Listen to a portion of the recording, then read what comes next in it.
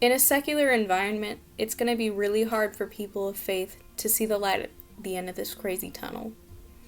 We as a society have accommodated this difficulty by setting aside time every week for our faith, like service on Sundays and youth on Wednesdays.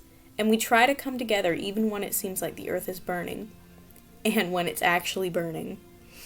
Because we live in a world where power and greed can consume us so easily, it's our responsibility to remain constant in the vision of Jesus, to love and serve one another, to be humble and kind, and to be more passionate in our faith than in our distractions, to look farther than the darkness that comes with the human race, and see the light at the end of the tunnel, one we can only reach by our own will.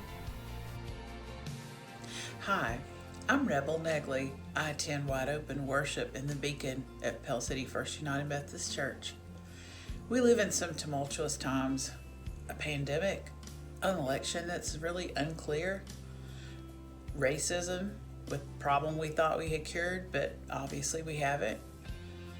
But I'll tell you that the technology has allowed us to go outside of the walls and to be able to bring in a whole different flock of people who would normally not be able to attend our worship and who wouldn't be able to attend Bible studies. As an example, I invited several of my friends from far and wide to Belinda's Tuesday Bible study, and they are all excited and they don't feel as isolated anymore. And speaking of that, I'm isolated. My mom has cancer and I'm a 24/7 caregiver. So isolation is not my friend sometimes.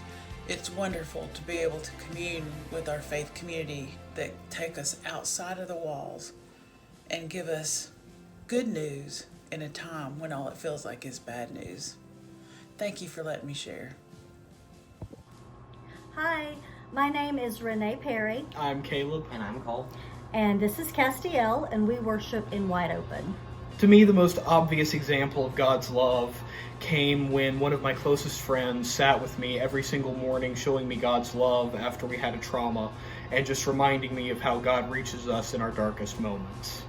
So even though our world feels covered up by a blanket of suffering and sinfulness, there is still hope.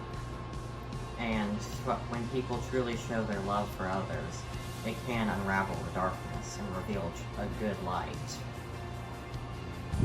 Hi, I'm Jennifer Worley.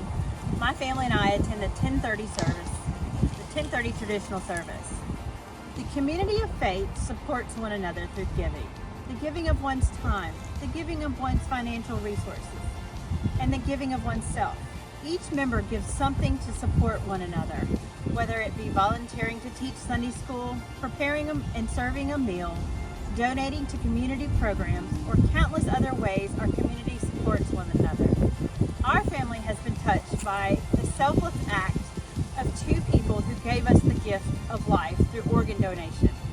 Through their compassion and sacrifice, we continually are reminded of God's greatest gift of all, Jesus dying for our sins, only to be reborn to offer us everlasting love.